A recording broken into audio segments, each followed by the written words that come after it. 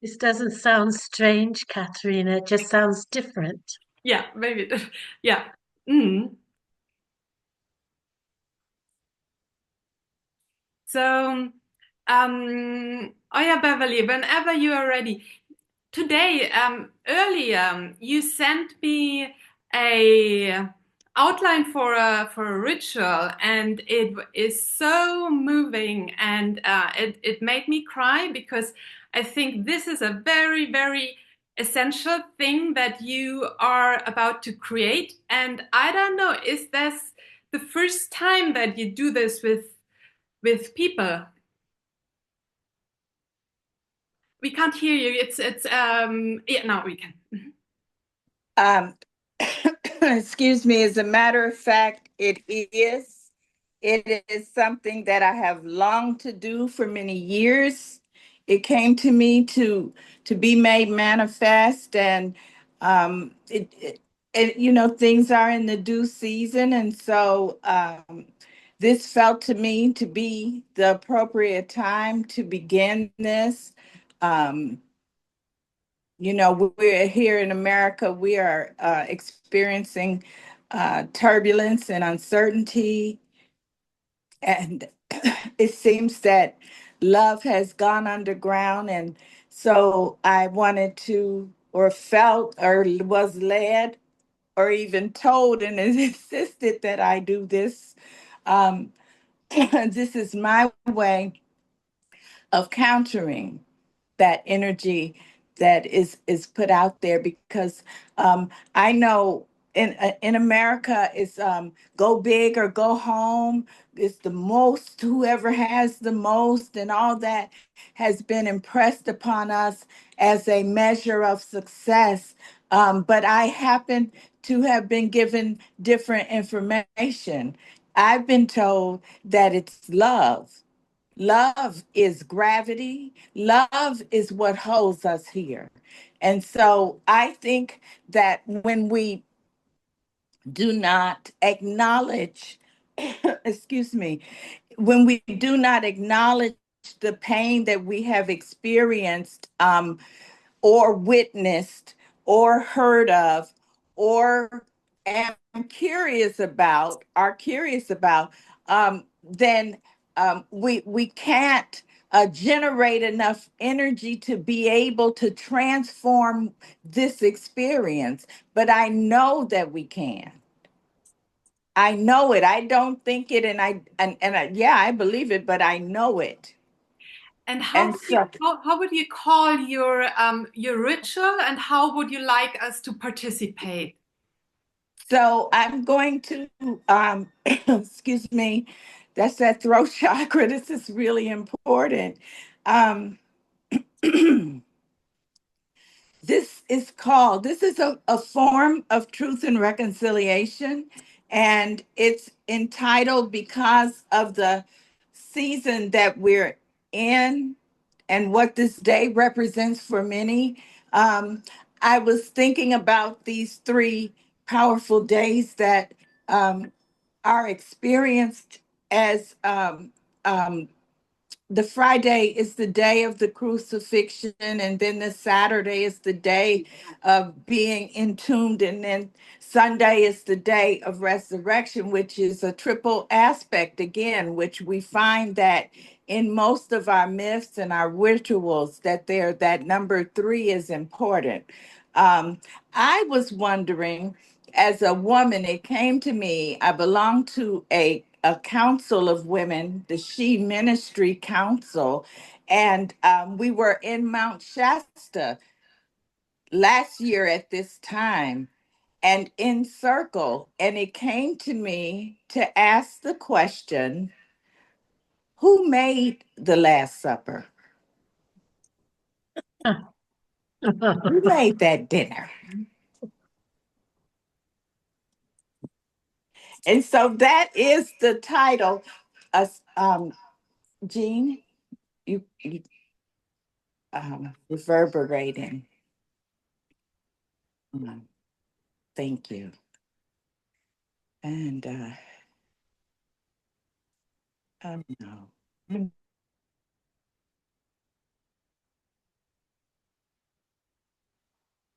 We can't hear you. There's something with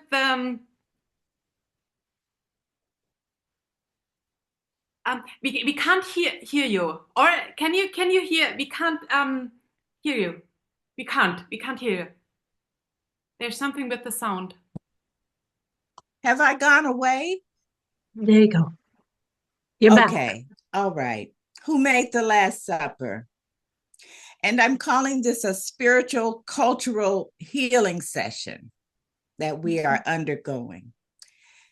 So if you would open with me, if you would relax and maybe gather in and exhale some breaths and get centered and know that we are here by divine appointment. Know that there is a solution. Know that love is what calls us, and love is what will save us. And so, in our opening intention, we acknowledge this is a sacred space. It's a place for breathing, for remembering, for speaking the truth in love, for reconciliation, not to erase the pain, but honor the human being. We meet here as descendants of the oppressed, of the oppressors, and of those who refuse to play either role. We meet to speak truth, to release shame, to reclaim our humanity. So we'll take just a moment. I want to bless you and say, may the words we speak and the silence we hold be a balm for old wounds and a bridge to a better becoming. You are safe here. You are welcome here. You are loved here. So we'll just take a quiet moment to breathe in and out and just kind of ground.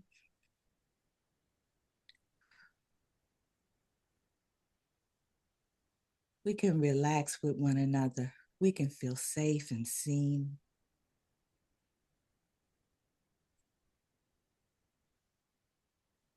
We do not need the thousands, the legions, in order to effect transformation on this earth.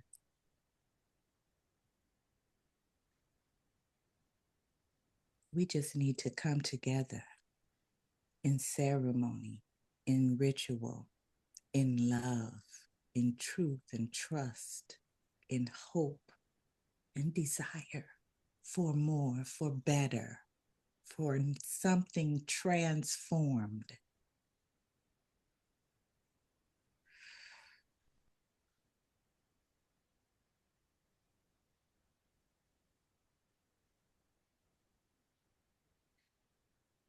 Oh, again, thank you for being here. And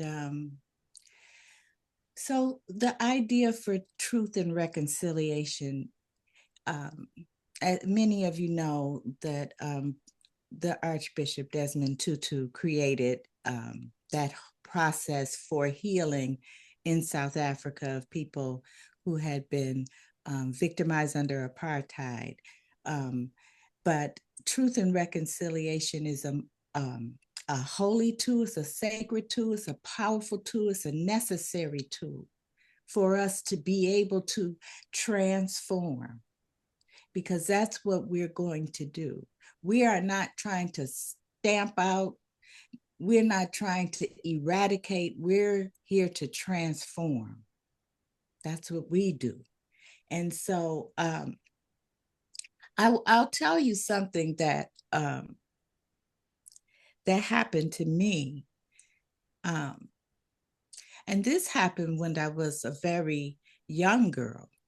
This monstrous thing that occurred to me was an assault, not only on my body, but on my sensibilities and on my soul. I was 8 years old, and I was, I went to a neighbor's house, skipping and laughing on my way to see my friend, and arrived there and went in as I always do, just hello everybody, and hi, it's me, and all that. And but I was met with silence. And the brother that let me in, I turned around and he was standing way too close to me. And before I knew it, I was being drugged, molested, and left in a basement on the floor, looking at a pile of dirty laundry, actually embodying the pile of dirty laundry. It took me years and years and years to clean myself, to go through the washer and the dryer, to be held out to the sun and restored. Um, it was a necessary part of that healing to forgive him. Forgive him who has shown my best part in a sordid circumstance to the beautiful moon and the sun and the stars, all that I loved in the night and all that I needed in the day.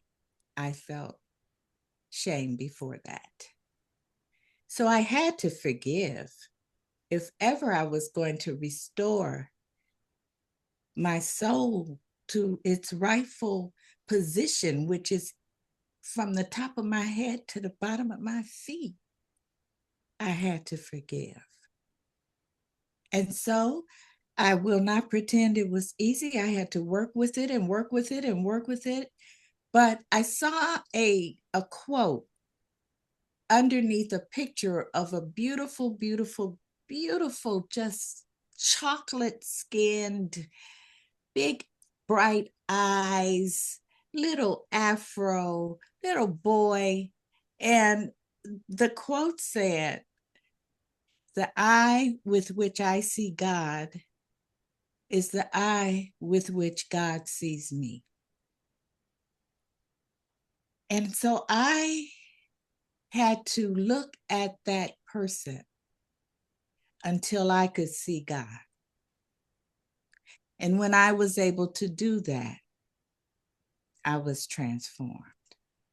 I was able to forgive, and I was empowered far beyond my imagination of wanting to be in service. My voice, it took on a quality that seemed to move people. And so I stayed on that path of understanding and discovering and opening myself up and going into places I hadn't been before until, here we are on this day. And so I want to just take like 60 seconds for us to just rest with what I just shared and to think about where in your life something similar has occurred and you found forgiveness or you have yet to find forgiveness. And we just sit back and just think about it.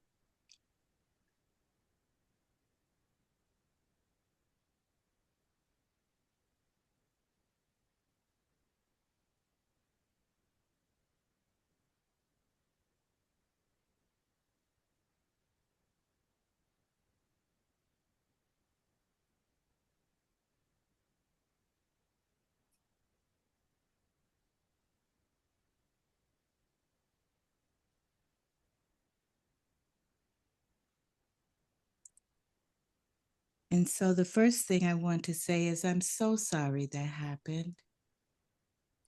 I'm so sorry. You're such a beautiful spirit. And if it's any consolation, we are here because there is no refuge from one another. We're going to find our strength and our joy and our power in one another. You are beautiful.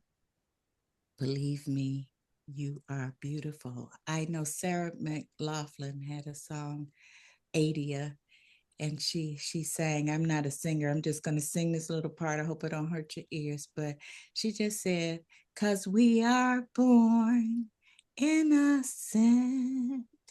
Believe me, everyone, you are still innocent.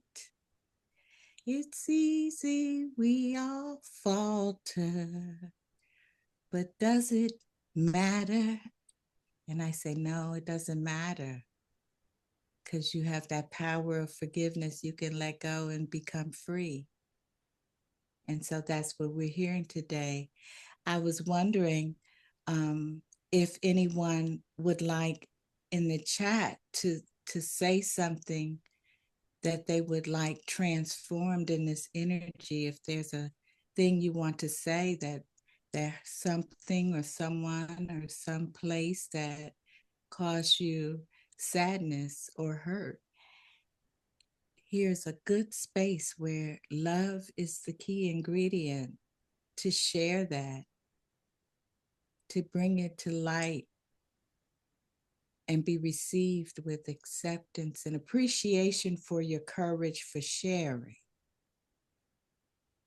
You know, we're called to the difficult times. These are difficult times, and we are called, those of us who have been wounded, we are the ones, like Chiron, we are the wounded healers. And it is our time to step forward. This is our earth, our planet. These are our people, and it is our duty as the wounded healers to take a position, the position of love and acceptance. So we'll wait a minute or three and see if anyone would like to share or just consider what has been buried, what part of you still longs to be heard, and who made your last supper. Where did you find the strength to even be here in this space with us all together? You could maybe write it in the chat.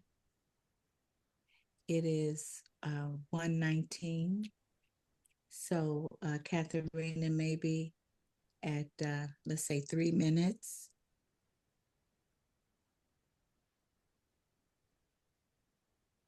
I'm going to just sit back for the 3 minutes and close my eyes, sending you love and strength and courage. And I see you. And we see you. And it's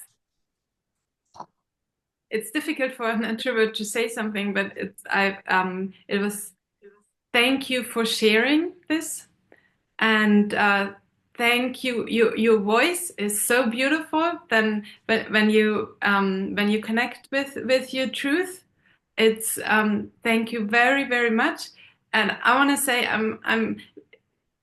I'm here for also practicing this ritual. So whenever you want to practice this, I think it's really, really important, and I'm here. Thank you. Thank you. Thank you.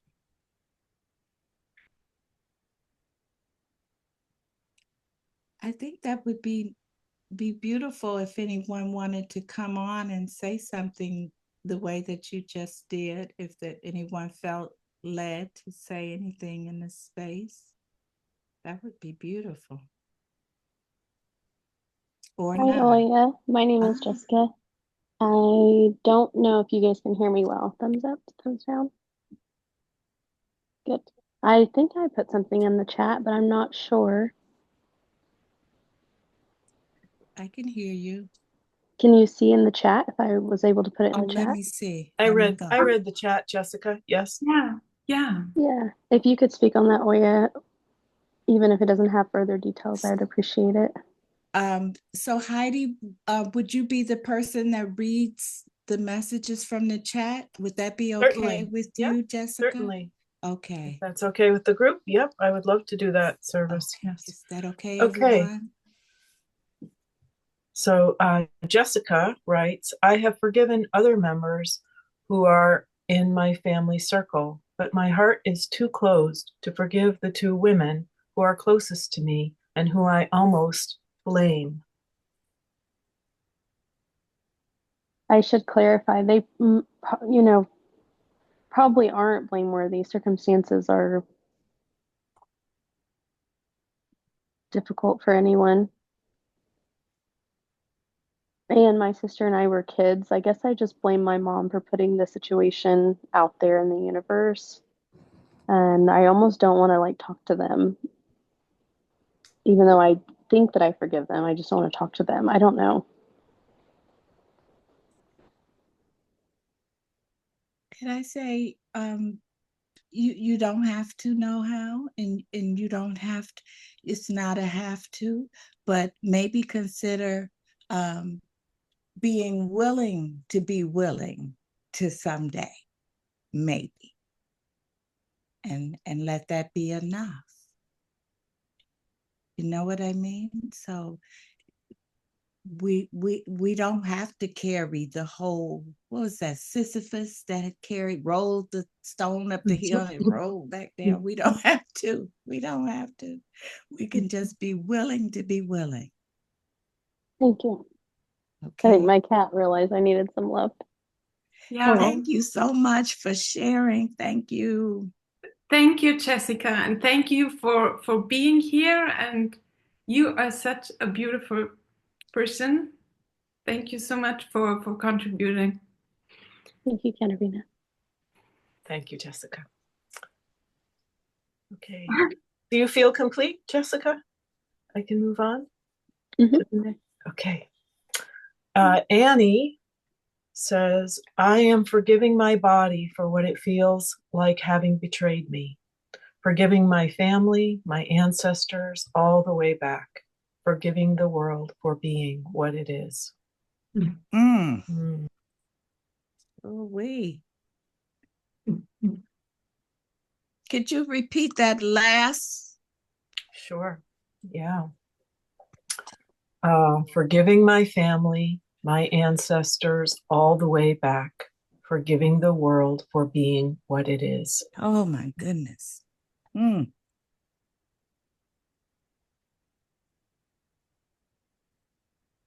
just take a moment with each person's statement. And then as you are led, you may offer whatever wisdom, camaraderie, whatever you feel appropriate in this space at this time would be a beautiful thing. I'll start because that last thing about the world for being what it is just profound and very moving, very moving. I've been really struggling with what happens on our beautiful earth. And you've given me a pathway to be willing to be willing. Thank you.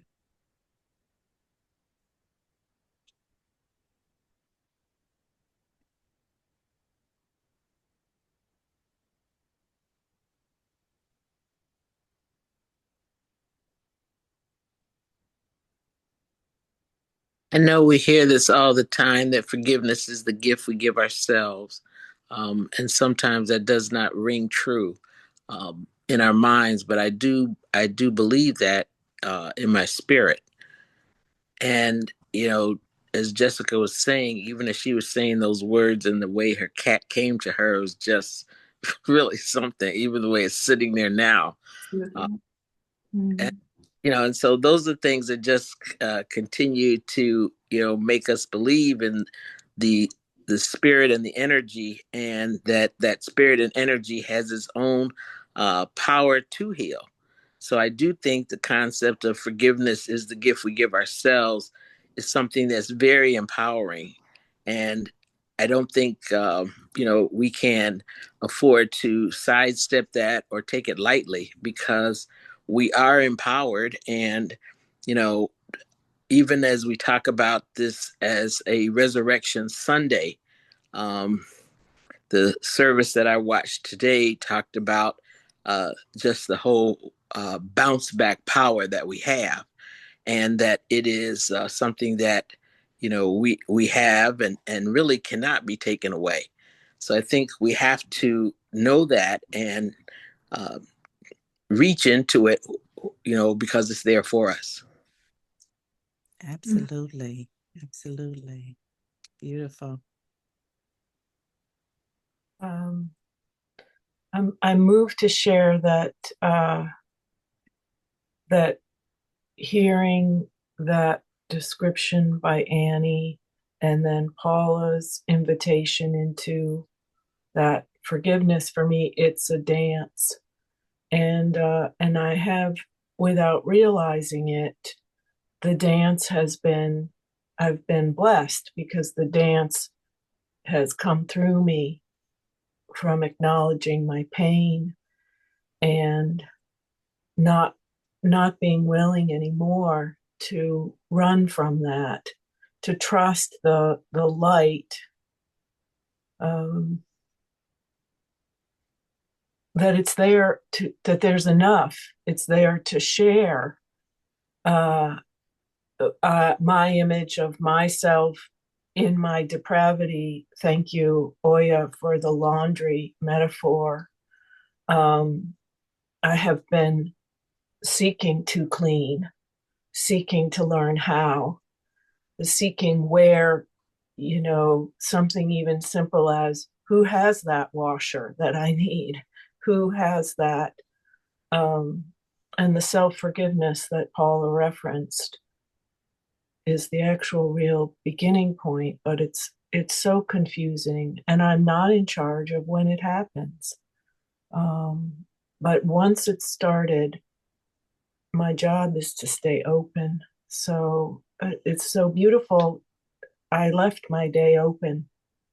I left my day open, and I find myself here. So thank you. I'm really honored to hear everyone. Thank you. Yeah. Beautiful.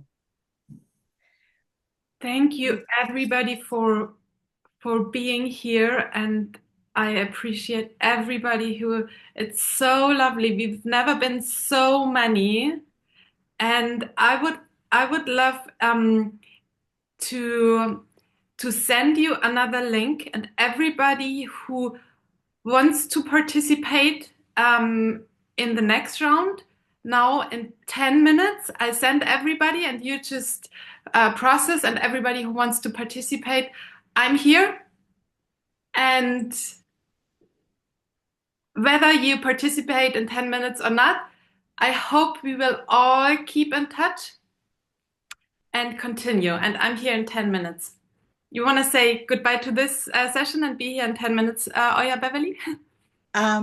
Yes. So I'll just say we are the living, sent to tend the fire, to repair what was broken by silence, to speak what was once unspeakable, to love in ways our ancestors couldn't.